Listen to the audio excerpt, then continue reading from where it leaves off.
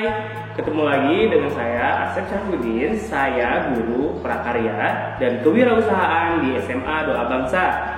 Pada pertemuan sebelumnya kita telah membahas tentang kewirausahaan untuk pasar lokal. Pada pertemuan kali ini kita akan membahas tentang kewirausahaan untuk pasar global. Saksikan video berikut. Produk kerajinan berdasarkan kebutuhan pasar global. Produk kerajinan berdasarkan kebutuhan pasar global. Tujuan pembelajaran: setelah mempelajari bab ini, kalian mampu menjelaskan pengertian wirausaha kerajinan berdasarkan kebutuhan global. Menyusun usaha kerajinan berdasarkan kebutuhan pasar global. Menjelaskan karya kerajinan berdasarkan daya dukung daerah setempat.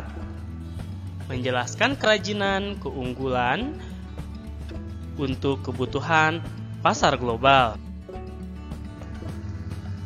Amatilah gambar berikut. Berdasarkan gambar-gambar tersebut, ajukanlah beberapa pertanyaan yang berkaitan dengan karakteristik kerajinan global pada tempat yang telah disediakan. Pertanyaan yang Anda ajukan dapat menggunakan format 5W plus 1H. Jangan lupa ajukan pertanyaan di kolom komentar ini ya.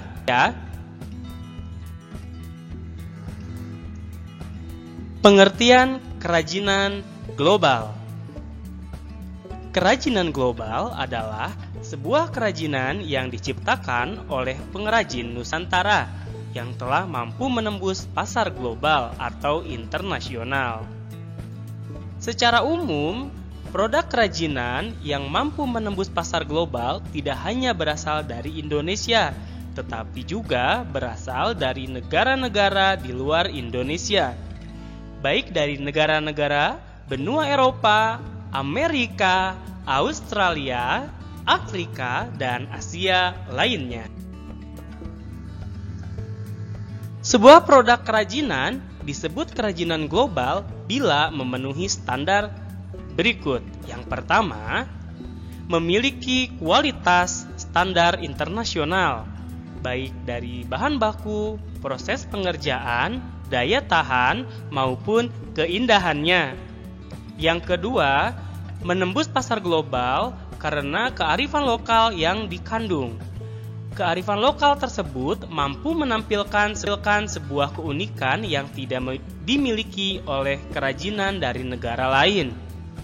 Yang ketiga, mampu menampilkan kebaruan desain.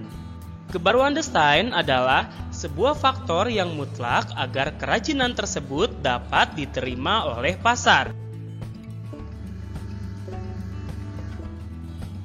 Sebuah desain dapat diterima pasar global ketika desain tersebut bersifat lokal atau kekhasan daerah dan tetap menampilkan corak modern sehingga dapat selalu tampil kekinian atau selaras dengan perkembangan zaman.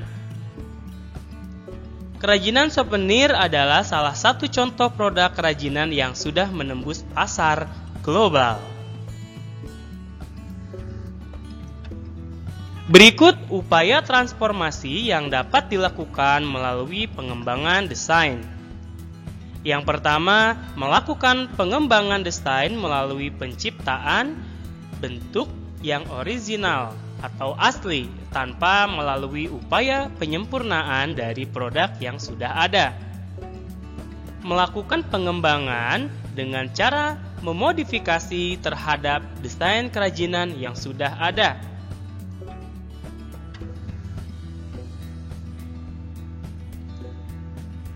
Berikut, menyusun usaha kerajinan berdasarkan kebutuhan pasar global. Yang pertama, usaha kerajinan merupakan sebuah peluang yang bernilai ekonomis tinggi karena dapat menjual produk kerajinan dengan pasar yang berskala luas, yaitu pasar global. Di samping itu, banyak pula tren atau kecenderungan seseorang yang semakin tinggi untuk berlibur atau berwisata dengan bepergian ke kota sampai ke luar negeri. Hal ini menjadi salah satu faktor yang membuat permintaan produk kerajinan sebagai souvenir semakin meningkat. Ketika ingin membuka usaha kerajinan dalam skala kecil, seorang calon wirausahawan memerlukan langkah-langkah yang matang ketika membuat sebuah perancangan usaha. Perancangan usaha yang baik adalah perancangan yang dapat meningkatkan pelaku usaha untuk tetap fokus pada tujuan dan hal yang ingin dicapai. Berikut langkah-langkah untuk memulai usaha kerajinan. Yang pertama, menganalisis jenis usaha kerajinan. Menganalisis dan menentukan jenis produk kerajinan yang akan dijual dan didistribusikan memerlukan persiapan yang matang. Produk kerajinan yang akan ditetapkan harus merupakan sesuatu yang diminati oleh pasar. Analisis break-even point juga perlu dilakukan untuk menentukan potensi yang ada dalam jenis usaha. Yang kedua, merencanakan usaha dengan menyusun konsep yang sesuai. Perencanaan usaha harus dipikirkan sejak awal ketika calon wirausahawan ingin memulai sebuah usaha.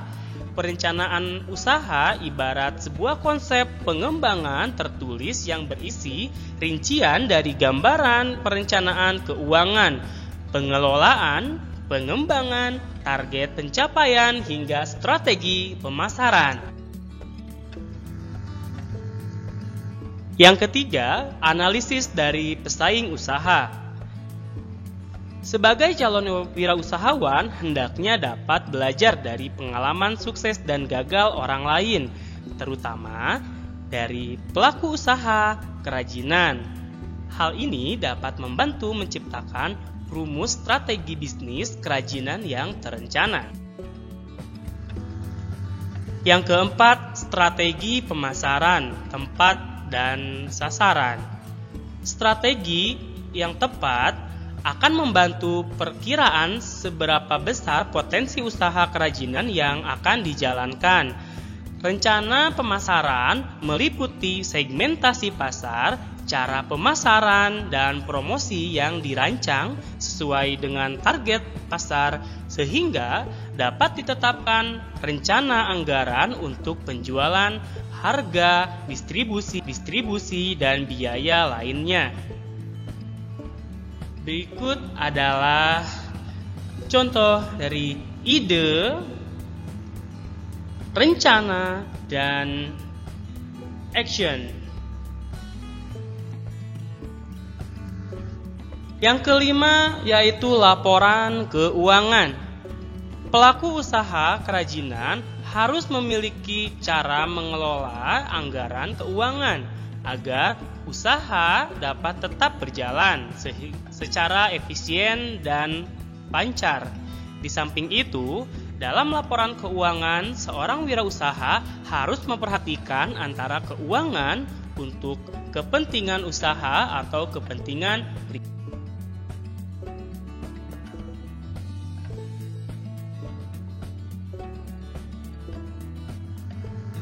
Yang keenam, menjaga kualitas produk kerajinan. Seorang wirausahawan kerajinan harus menjaga kualitas produk yang dihasilkan agar produk tersebut dapat bersaing di pasar global. Dalam kondisi persaingan pasar global yang ketat, tuntutan harga yang terjangkau, dan keinginan desain kerajinan yang selalu berubah-ubah setiap saatnya membuat kualitas kerajinan produk menjadi hal yang sangat penting. Demikian materi yang telah saya sampaikan, semoga bermanfaat untuk semuanya. Jangan lupa tonton video berikutnya.